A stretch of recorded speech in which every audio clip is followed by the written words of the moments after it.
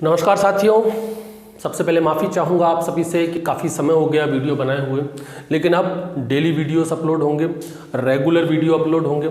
ठीक है, टिलेज का पार्ट 1 हमने कंप्लीट कर लिया था। आज बात कर लेते हैं टिलेज के पार्ट 2 की। ठीक है, इसमें बात करेंगे हम टाइप ऑफ टिलेज, कितने प्रकार के टिलेज होते हैं। अब जो टिलेज हम पढ़ने वाले हैं कि कितने प्रकार के टिलेज हैं वो किस बेसिस पर है, तो वो बेसिस है समय।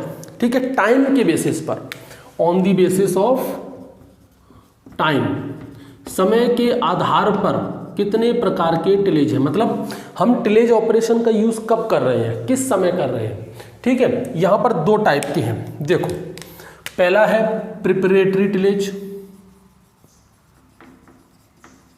प्रिपरेटरी टिलेज, ठीक, और दूसरा है आफ्टर कल्टीवेशन। पहला कौन सा है, प्रिपरेटरी टिलेज, और दूसरा है आफ्टर कल्टीवेशन। प्रिपरेटरी टिलेज कब किया जाता है, हमने क्या बात की यहाँ पर, टाइम के बेसिस पर। तो प्रिपरेटरी टिलेज इसका यूज किया जाता है सोइंग के टाइम पर। ये कब किया जाता है, at the time of sowing. ठीक है, और आफ्टर कल्टीवेशन ये किया जाता है स्टैंडिंग क्रॉप, जब अपनी खड़ी फसल हो फील्ड में तब। सोइंग के समय पर जो टिलेज ऑपरेशंस किए जाते हैं वो प्रिपरेटरी टिलेज होते हैं। खड़ी फसल में जो टिलेज ऑपरेशंस किए जाते हैं वो आफ्टर कल्टीवेशन कहलाता है। ठीक, अब प्रिपरेटरी टिलेज भी 2 टाइप का होता है, यही सबसे ज़्यादा इंपॉर्टेंट है और यहीं से क्वेश्चंस बनते हैं। ये 2 टाइप का है, कौन कौन सा, एक है प्राइमरी टिलेज और दूसरा है सेकेंडरी टिलेज। ठीक है, प्रिपरेटरी टिलेज भी कितने टाइप के, 2 टाइप के, प्राइमरी टिलेज और सेकेंडरी टिलेज। अब देखो, एक बड़ा सिंपल सा एग्जांपल मैं आपको बताता हूँ, उससे आप थोड़ा समझना। जैसे कि मान लो आपको घर बनाना हो, तो घर बनाने के लिए हमें ईंट, सीमेंट और रेत, इन 3 चीज़ों से हम क्या करते हैं, एक घर का इंफ्रास्ट्रक्चर बनाते हैं। लेकिन क्या वो इंफ्रास्ट्रक्चर रहने लायक होता है, नहीं होता। उसके बाद हमें क्या करना पड़ता है, उस इंफ्रास्ट्रक्चर में उसको डिज़ाइन करना पड़ता है, उसमें प्लास्टर करते हैं, उसमें कलर करते हैं, उसमें मार्बल टाइल्स लगाते हैं, उसमें फर्नीचर्स लगवाते हैं, उसको अच्छे से डिज़ाइन करते हैं, फिर उसमें रहने जाते हैं।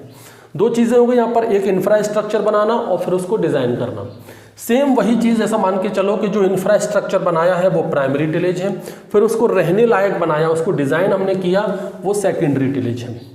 यही चीज़ अप्लाई करो फील्ड पर, कोई खेत का टुकड़ा है, कोई ज़मीन का टुकड़ा है, उस पर आपको खेती करनी है। जैसे कि मान लो ये क्रॉप लगी हुई है किसी फील्ड पर, ठीक है, इसकी हमने हार्वेस्टिंग की, हार्वेस्टिंग करोगे यहाँ से, तो हार्वेस्टिंग करने के बाद फील्ड कैसा दिखेगा, कुछ इस तरह से। ये जो आपकी फील्ड सरफेस होगा, ये जो आपकी जो सॉइल सरफेस होगी हार्वेस्टिंग के बाद, ये कैसी होगी, बहुत ज़्यादा कॉम्पैक्ट, बहुत ज़्यादा हार्ड होगी। कैसी होगी, बहुत ज़्यादा कॉम्पैक्ट होगी, बहुत ज़्यादा हार्ड होगी। और इसको क्या बोलेंगे, ये होता है स्टबल, क्रॉप स्टबल। ठीक है, जो पिछली क्रॉप की जो जड़ें रह गई थी उसको बोलते हैं क्रॉप स्टबल। ठीक है, अब आपको इसको फिर से सोइंग के लायक बनाना है, इस फील्ड में आपको फिर से सोइंग करनी है, फिर से खेती करनी है सॉरी। तो आपको क्या करना है, देखो, सबसे पहला काम क्या है कि ये जो कॉम्पैक्ट सॉइल सरफेस है, अब इतनी हार्ड सरफेस पर इतनी ज़्यादा कॉम्पैक्ट, इतनी ज़्यादा मजबूत सॉइल सरफेस पर खेती तो नहीं कर सकते। सबसे पहले तो इस कॉम्पैक्ट हार्ड सरफेस को हमें खोलना पड़ेगा, इसको तोड़ना पड़ेगा, इसकी मिट्टी को पलटना पड़ेगा। यहाँ पर क्या करना पड़ेगा, इसको ओपन करना पड़ेगा, इस मिट्टी को ओपन करना पड़ेगा, इसको ब्रेक करना पड़ेगा, इसको इन्वर्ट करना पड़ेगा, इसका इन्वर्जन करना पड़ेगा, इसको पलटना पड़ेगा। अब इस मिट्टी को, इतनी हार्ड सरफेस को तोड़ना, ओपन करना, इसको पलटने के लिए हैवी इम्प्लीमेंट चाहिए, लाइटर इम्प्लीमेंट से काम नहीं चलेगा, इसको एक मजबूत औजार चाहिए। और वो हैवी इम्प्लीमेंट क्या है, वो हैवी इम्प्लीमेंट होता है प्लाऊ। प्लाऊ की मदद से हम सब इसको ओपन कर सकते हैं, ब्रेक कर सकते हैं, इसको इन्वर्ट कर सकते हैं। तो बड़ा सिंपल सा है, ये ट्रिक भी आप याद रखना, जब भी प्लाऊ शब्द आ जाए तो आप आंख बंद करके आप आंसर लगा देना, क्या, प्राइमरी टिलेज। प्राइमरी टिलेज में सिर्फ और सिर्फ एक ही इम्प्लीमेंट का यूज़ किया जाता है और वो है प्लाऊ। अब प्लाऊ भी कई प्रकार के होते हैं, यहाँ पर हम बेसिकली तो यूज़ करते हैं एमबी प्लाऊ का। ठीक है, एमबी प्लाऊ क्या करता है भाई, ये जो हार्ड सॉइल सरफेस है इसको ब्रेक करता है, साथ में इसको इन्वर्जन भी करता है। एक आपने सुना होगा डिस्क प्लाऊ, इसका भी यूज़ करते हैं। प्लाऊ कोई सा भी हो, सारे के सारे प्लाऊ किस में आ जाएंगे, प्राइमरी टिलेज में आ जाएंगे। डिस्क प्लाऊ क्या करता है, ये भी मिट्टी को ब्रेक करता है, साथ में मिट्टी को पलटता भी है, और इसके साथ साथ ये जो स्प्रेडिंग ग्रासेस होती हैं, कई बार हमको देखने को मिलता है कि फील्ड पर ग्रासेस खरपतवार उग जाते हैं, उनको काटने के लिए तो स्प्रेडिंग ग्रासेस जो होती है उनको काटता भी है कौन, डिस्क प्लाऊ। इसके अलावा आपने सुना होगा एक कंट्री प्लाऊ होता है,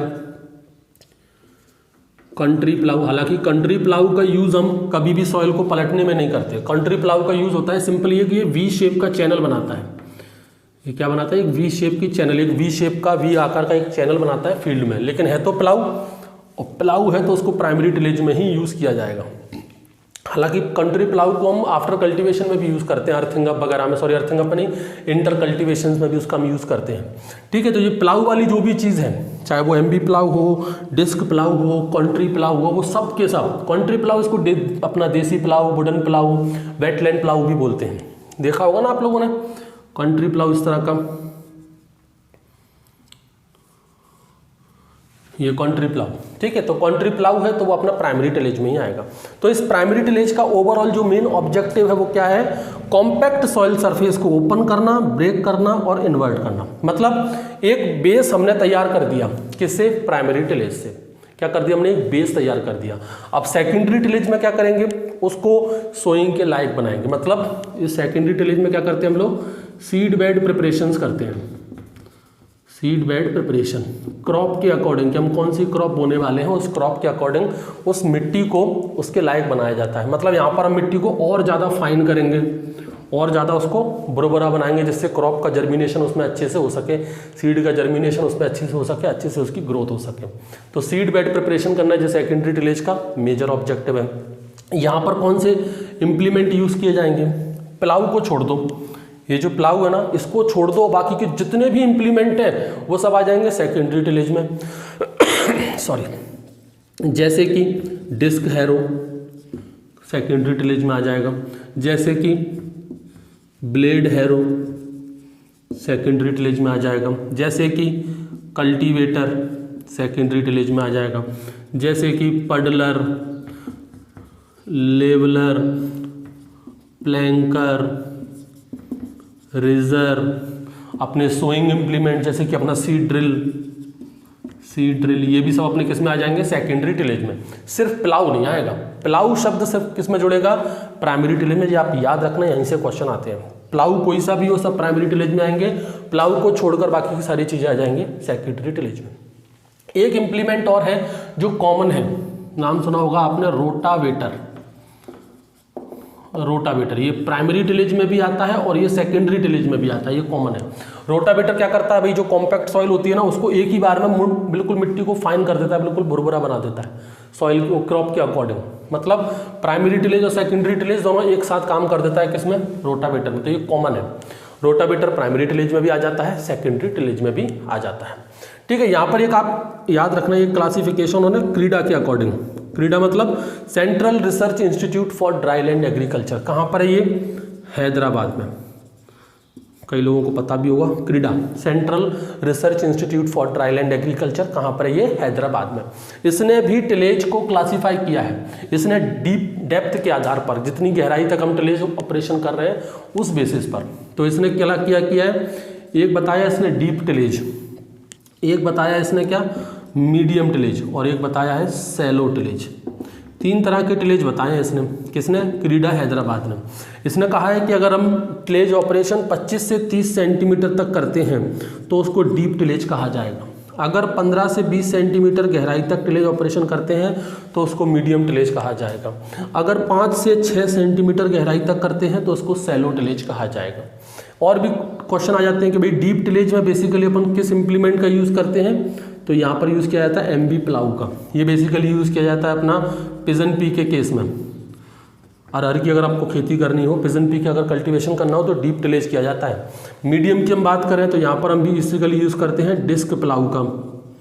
ठीक है, क्रॉप का भी आप चाहो तो याद रख लो, मेज के केस में मीडियम टिलेज का यूज़ करते हैं। सेलो में हम बात करें तो यहाँ पर हम इम्प्लीमेंट यूज़ करते हैं बेसिकली डिस्क हैरो। ठीक है, तो ये कुछ बड़ा सिंपल सा क्लासिफिकेशन है, deep tillage, medium tillage, shallow tillage. ये तीनों क्लासिफिकेशन, ये तीन जो कैटेगरी है, ये किसने बनाई है? क्रीडा हैदराबाद के अकॉर्डिंग है। यहाँ से क्वेश्चन आ जाता है और क्वेश्चन सबसे ज़्यादा पूछा जाता है इस डाटा के ऊपर। 25 से 30 सेंटीमीटर डीप होगा, 15 से 20 सेंटीमीटर मीडियम होगा और 5 से 6 सेंटीमीटर सैलो होगा। ठीक है, ये आप लोग याद रखना। अब बात करते हैं अपन क्या, आफ्टर कल्टीवेशन, मतलब स्टैंडिंग क्रॉप। खड़ी फसल में भी हम टिलेज ऑपरेशंस करते हैं, जैसे कि अर्थिंग अप, मिट्टी चढ़ाना। अर्थिंग अप होता है ना, मिट्टी चढ़ाना। जैसे कि आप आलू के केस में करो, आलू के केस में अपन मिट्टी चढ़ाते हैं। जैसे कि आप शुगर केन के केस में मिट्टी चढ़ाते हैं, जिससे कि लॉजिंग प्रॉब्लम ना हो। क्रॉप जो अगर जितनी ज़्यादा लंबाई क्रॉप की हो जाती है तो अर्थिंग अप करना ज़रूरी होता है, जिससे में लॉजिंग प्रॉब्लम ना हो, फसल गिर ना जाए। ठीक है, तो अर्थिंग अप क्या है, स्टैंडिंग क्रॉप में करते हैं। ठीक है, तो ये क्या कहलाएगा, आफ्टर कल्टीवेशन। इसके अलावा अपने इंटर कल्चरल ऑपरेशंस हैं, इंटर कल्चरल ऑपरेशंस, जैसे कि वीडिंग करना, निदाई गुड़ाई करना, ये सारी चीज़ें किस में आती हैं, आफ्टर कल्टीवेशन में आती हैं। इसमें कौन कौन से इंप्लीमेंट यूज़ कर सकते हैं, इसमें अपन हो का यूज़ करते हैं, इसमें कंट्री प्लाऊ का यूज़ करते हैं। कंट्री प्लाऊ जो कि अपना देसी प्लाऊ है, इसलिए तो ये कंट्री प्लाऊ होता है, इसको मल्टीपर्पज़ प्लाऊ कहते हैं, क्योंकि इसका यूज़ बहुत सारी जगह पर होता है, इसलिए इसको क्या बोलते हैं, मल्टीपर्पज़ प्लाऊ। ये भी आप याद रखो, कंट्री प्लाऊ को मल्टीपर्पज़ प्लाऊ क्यों कहा जाता है, क्योंकि यहाँ पर भी यूज़ होता है, इंटर कल्चरल ऑपरेशंस में भी इसका यूज़ होता है। तो ये अपने बात की क्या, टिलेज की, टाइम के बेसिस पर एक प्रिपरेटरी टिलेज और एक आफ्टर कल्टीवेशन। ठीक है, ये सोइंग के टाइम पर किया जाता है, आफ्टर कल्टीवेशन स्टैंडिंग क्रॉप्स में किया जाता है। इसमें सबसे ज़्यादा इंपॉर्टेंट कौन सा है, प्राइमरी टिलेज और सेकेंडरी टिलेज। प्राइमरी टिलेज में अपना मेन ऑब्जेक्टिव क्या है, जो हार्ड सॉइल होती है उसको ओपन करना, ब्रेक करना और इन्वर्ट करना। ठीक, और सेकेंडरी टिलेज में क्या करते हैं, सीड बेड प्रिपरेशन, जो टूटी हुई, जो ओपन और इन्वर्ट की हुई जो सॉइल है उसको अब क्रॉप के अकॉर्डिंग बनाना। ठीक है, मतलब एक तरह से उसको हमने डिज़ाइन करना है, उसको एक सॉइल के अकॉर्डिंग, जैसे हमने घर बना लिया, इंफ्रास्ट्रक्चर बना लिया, अब उसको रहने लायक बनाना है, उसमें डिज़ाइनिंग करनी है। सेम वही चीज़ है, प्राइमरी टिलेज ने एक बेस बना दिया, उस क्रॉप को पलट दिया, ब्रेक कर दिया, एक बेस आपको दे दिया। अब उस मिट्टी को आप बड़ी आसानी से उस क्रॉप के अकॉर्डिंग बना सकते हो। वो जैसे कि सीड बेड प्रिपरेशन, वो आ जाएगा किसमें, सेकेंडरी टिलेज में। प्लाऊ का सिर्फ और सिर्फ यूज़ कहाँ होता है, प्राइमरी टिलेज में, और प्लाऊ को छोड़कर बाकी के जितने भी इंप्लीमेंट्स हैं उन सब का यूज़ होगा सेकेंडरी टिलेज में। केवल एक रोटावेटर को छोड़ दें तो रोटावेटर प्राइमरी टिलेज में भी आता है और सेकेंडरी टिलेज में भी आता है। ठीक है, तो ये तो हो गया अपना टिलेज फिनिश, और काफ़ी इंपॉर्टेंट है, यहाँ से बहुत सारे क्वेश्चंस बनते हैं, तो बार बार वीडियो को देख लेना, अपने आप याद हो जाएगा।